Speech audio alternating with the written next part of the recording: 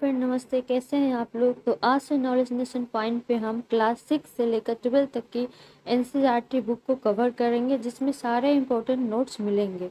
ये वीडियो हिंदी और इंग्लिश दोनों में प्रोवाइड किए जाएंगे। आप जिस भी लैंग्वेज में देखना चाहेंगे देख सकते हैं। तो आज से स्टार्ट हो रहा है और क्लास 6 का चैप्टर 1 जो है क्या, कब, कहाँ और कैसे, ये चैप्टर आज स्टार्ट करते हैं। टोटल 11 चैप्टर है इसमें, और जो हम लोग आज से स्टार्ट करना आरंभ करते हैं। तो चलिए पहला चैप्टर देखते हैं जिसमें क्या है। पहला चैप्टर देखने के पहले इसमें कुछ खास चीज़ें, वर्ड जो दिया हुआ है उसको पहले जान लेते हैं, जो है अभिलेख। अभिलेख क्या है? अभिलेख अतीत के बारे में जानने का एक महत्वपूर्ण स्रोत है। अभिलेख क्या है? अभिलेख अतीत के बारे में जानने के लिए एक महत्वपूर्ण स्रोत है। यह कठोर सतह पर उत्कीर्ण किए जाते हैं। ये जो अभिलेख है ये कठोर सतह पर लिखे जाते हैं, जैसे कि स्टोन वगैरह हो गया। आप यहाँ देख सकते हैं, देखिए मैंने फिगर भी डाला है। तो इस पे लिखा जाता है, उत्कीर्ण किया जाता है, जिसे अभिलेख कहते हैं। इसके साथ ही एक और है पुरातात्विद। पुरातात्विद किन्हें कहा जाता है? तो वे व्यक्ति जो अतीत में बनी वस्तुओं का अध्ययन करते हैं। अतीत में जो भी वस्तुएं बने हैं, जैसे हो गया पत्थर, ईंट से बनी इमारतें, अवशेष, चित्र, मूर्तियाँ, ये सारों का जो अध्ययन करते हैं उनको क्या कहते हैं? पुरातात्विद। जैसे पुराने में बने जो मटके होते थे, उस पे ब्लैक कलर से काले रंग से चित्र वगैरह बने होते थे, इन सब का वो क्या करते थे? अध्ययन करते थे, जिन्हें हम क्या कहते हैं? जिन्हें हम पुरातात्विद कहते हैं। चलिए इसी के साथ आगे बढ़ते हैं, देखते हैं इतिहासकार। तो जो लोग अतीत का अध्ययन करते हैं उनको इतिहासकार कहते हैं। इसके साथ ही तिथियों का भी अर्थ दिया हुआ है इस बुक में। जैसे हम बीसी बोलते हैं, बिफोर क्राइस्ट, तो ईसा मसीह के जन्म से पहले बीसी बोला जाता है, और वही ईसा मसीह के जन्म के बाद की जो डेट होती है उन्हें हम एडी बोलते हैं। तो ये 3-4 बातें थी आपके बुक में जो इम्पोर्टेंट थी। और हिस्ट्री पढ़ने से पहले ये जानना भी बहुत ज़रूरी है कि इतिहासकार किन्हें कहते हैं, पुरातात्विद किन्हें कहते हैं, अभिलेख क्या होता है, क्योंकि इस चैप्टर में इन अभिलेख के बारे में दिया हुआ है। तो अब आते हैं हम अपने चैप्टर के मेन टॉपिक पे, जो है लोग कहाँ रहते थे। तो है नर्मदा, जो है मध्य प्रदेश। नर्मदा कई लाख वर्ष पहले लोग यहाँ रह रहे थे। वो कुशल संग्राहक थे। कुशल संग्राहक वो होते हैं जो किसी भी चीज़ को संग्रह करके रखते हैं, उन्हें संग्राहक कहते हैं।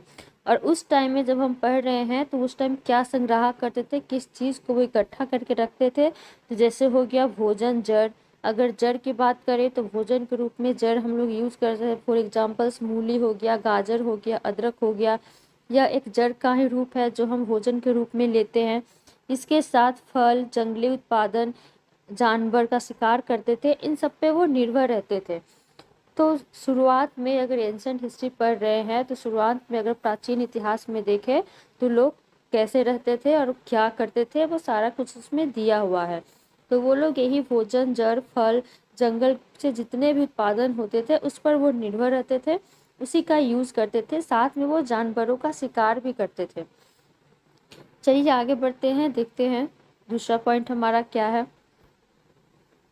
उत्तर पश्चिम सुलेमान व किरथर पहाड़ियाँ। पहले मैप में देख लेते हैं ये सुलेमान और किरथर पहाड़ियाँ कहाँ है। ये देखिए मैंने मैप भी इसीलिए लगाया है, जूम करके मैं दिखाती हूँ। ये देखिए, ये किरथर और ये सुलेमान की पहाड़ियाँ हैं जिसके बारे में कहा गया है। तो चलिए देखते हैं। इस स्थान पर 8000 वर्ष पहले स्त्री एवं पुरुष सबसे पहले यहाँ गेहूं और जौ। ये क्वेश्चन पूछता है कि सबसे पहले कौन सी फसल उपजाई गई थी, तो गेहूं और जौ। गेहूं और जौ फसल को आरंभ किया था, तथा जानवरों में भेड़, बकरी, गाय, बैल, इन्हें उन्होंने पालतू जानवर बनाया था। ये मोस्ट इम्पोर्टेंट क्वेश्चन है जो पूछे जाते हैं एनसीईआरटी से, क्लासिक से, कि कितने वर्ष पूर्व, तो 8000 वर्ष पूर्व सबसे पहले कौन सा फसल उपजाया गया था, तो गेहूं एवं जौ। और अगर जानवर में पूछे तो भेड़, बकरी, गाय, बैल, जो पालतू जानवर होते हैं नॉर्मली, उनको वो अपने साथ रखते थे।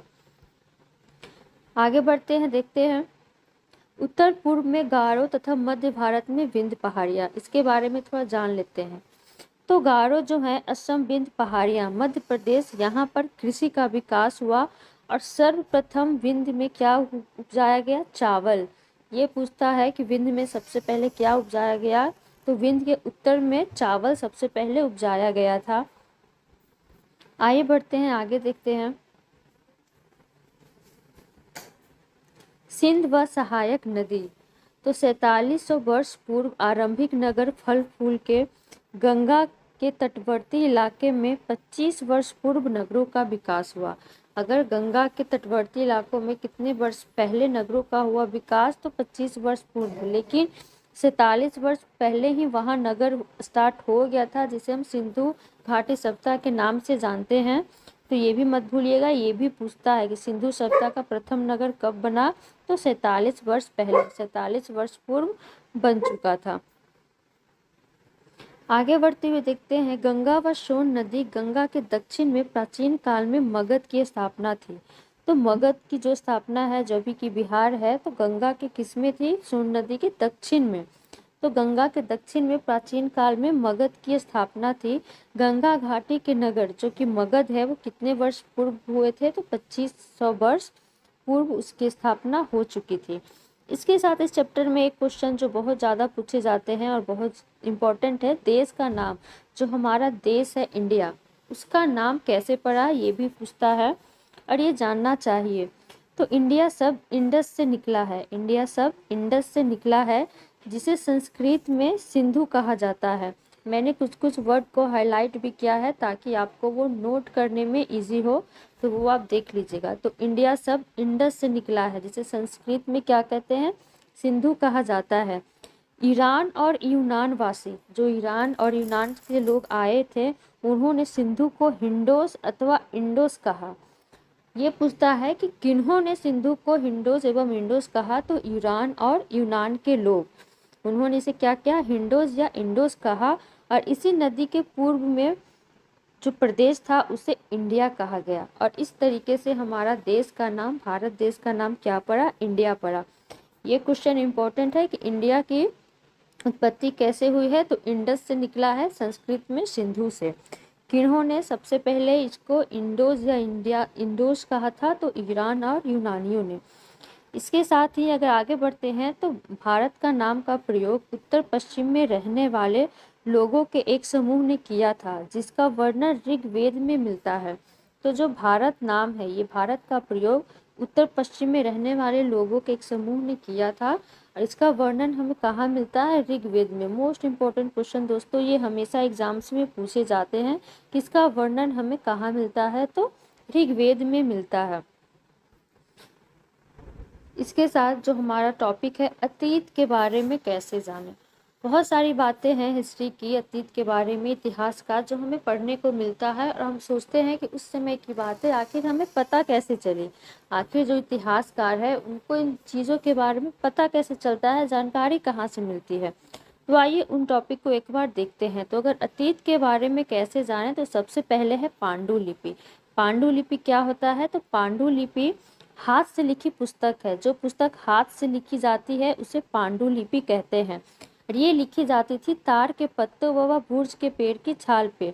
ये कश्मीर में, जम्मू कश्मीर में मिलता है, और तार के पत्ते वो अभी भी देखने को मिलता है, और ये भोजपत्र पर लिखी जाती थी, जो हमारा पांडुलिपि है। ये पांडुलिपि से क्वेश्चन आते हैं। मैंने एक यहाँ पे लगाया भी है, देख लीजिए उसे। ये है जो लिखा हुआ है, ये नॉर्मली प्राकृत लैंग्वेज में लिखी जाती थी। प्राकृत लैंग्वेज जो किसी क्षेत्र का आम बोलचाल का जो भाषा होता है, उसे प्राकृत भाषा कहते हैं। तो ये है पांडुलिपि। पांडुलिपि मतलब जो हाथ से लिखी पुस्तक होती है, जो हाथ से लिखी जाती है, उसे पांडुलिपि कहते हैं। आइए बढ़ते हैं आगे, टॉपिक पे देखते हैं। उम्मीद करती हूँ यहाँ तक आप लोग को क्लियर हो गई होगी। ये देखिए यहाँ पे भी लिखा हुआ है, इसे शिलालेख कहते हैं, जो हमने ऊपर पढ़ा था, जो कठोर सतह पर लिखा जाता है, उत्कीर्ण किया जाता है, उसे शिलालेख कहते हैं। इसके साथ ही अंग्रेजी के लिए मैन्युस्क्रिप्ट शब्द मेनू, जिसका अर्थ है, जो हमने पांडुलिपि ऊपर पढ़ा, उसे इंग्लिश में क्या बोलते हैं? मैन्युस्क्रिप्ट बोलते हैं, जो कि लैटिन शब्द से बना है, जिसका अर्थ है मेन्यू, मतलब कि मेनू मतलब हाथ। इन पांडुलिपियों में, आखिर इन पांडुलिपि में क्या लिखा रहता है, वही बताया गया। तो इन पांडुलिपि में जैसे कि धार्मिक मान्यता, व्यवहार, राजाओं की जीवन, औषधि, विज्ञान, इन सब के विषय पर चर्चा मिलती है। धार्मिक मान्यता मतलब जिस भी इतिहास के बारे में पढ़ते हैं, जिस काल का हम लोग अध्ययन करते हैं, वहाँ पे लोगों की धार्मिक मान्यताएं क्या थी, वो लोग किसको फॉलो करते थे, वो कैसे धर्म अपनाते थे, इन सब के बारे में मान्यता मिलती है। साथ ही ये भी पता चलता है कि वो लोग व्यवहार कैसे करते हैं, उनका व्यवहार कैसा था, हमें ये भी देखने को मिलता है। साथ में उस काल के जो राजा थे, जिनकी शासन चलती थी, उनका जीवन कैसा था, वो किस धर्म को फॉलो करते थे, उनका समाज कैसा था, उनका राजनीतिक प्रभाव कैसा था, कहाँ कहाँ उन्होंने युद्ध किए, कौन सा क्षेत्र जीता, इन सारे चीज़ों के बारे में हमें इन पांडुलिपि से प्राप्त होती है जानकारी। साथ में औषधि, बहुत सारे ऐसा हम लोग देखेंगे, वेद पढ़ेंगे, उसमें ऐसे जानेंगे, ऐसे लोग थे जो औषधियों का भी ज्ञान रखते थे, उनके बारे में जानेंगे। विज्ञान के बारे में जानेंगे, जो कि प्राचीन इतिहास से ही विज्ञान हमारा देखने को मिलता है। उन सब विषयों के बारे में इन पांडुलिपियों में लिखा रहता था। यहाँ से भी बहुत सारे क्वेश्चंस बनते हैं। इसके साथ ही है कि ये संस्कृत भाषा व तमिल भाषा में लिखे जाते थे। जो पांडुलिपि है वो संस्कृत व तमिल दोनों में लिखे जाते थे, प्राकृत एवं तमिल। प्राकृत भाषा क्या होती है, तो आम लोगों की जो भाषा होती थी, आम क्षेत्र में वहाँ के जो लोगों की जो भाषा होती थी, जिन्हें वे बात करते थे, उन्हें प्राकृत भाषा बोलते थे। साथ ही ये तमिल में भी जिस एरिया क्षेत्र में होता था, वहाँ उस लैंग्वेज में भी लिखा जाता था। इसके साथ इन पांडुलिपियों और अभिलेखों के बारे में हम दूसरे चैप्टर में और भी अच्छे से पढ़ेंगे, क्योंकि इसमें और डिटेल में दिया हुआ है। आपके इस बुक में, इस चैप्टर में इतना ही दिया हुआ है। जो भी मुझे इम्पोर्टेंट लगा वो सारी बातें मैंने इसमें डाली है। अगर आपको वीडियो अच्छी लगी हो तो एक बार लाइक ज़रूर कर दीजिएगा, और चैनल को भी अब तक ने सब्सक्राइब नहीं किया है तो सब्सक्राइब ज़रूर कीजिएगा, क्योंकि आज से हमारा ये सेशन स्टार्ट हो गया है एनसीईआरटी वाला 6 क्लास से लेकर 12 क्लास तक, जिसमें सारा कुछ बताया जाएगा, जितने भी इम्पोर्टेंट टॉपिक होंगे आपके एग्ज़ाम के पर्पज़ से। तो चलिए आज का वीडियो यहीं पे ख़त्म करते हैं। दूसरे वीडियो में हम चैप्टर 2 लेकर आएंगे। और साथ में एक बार फिर से बता दूं कि ये वीडियो इंग्लिश हिंदी दोनों में हमारे चैनल पे दिया रहेगा। आप जिस भी लैंग्वेज में कंफर्टेबल हैं, जिस भी लैंग्वेज में देखना चाहते हैं, आप ये वीडियो देख सकते हैं। तो ठीक है, फिर धन्यवाद, मिलते हैं नेक्स्ट वीडियो में नेक्स्ट चैप्टर के साथ।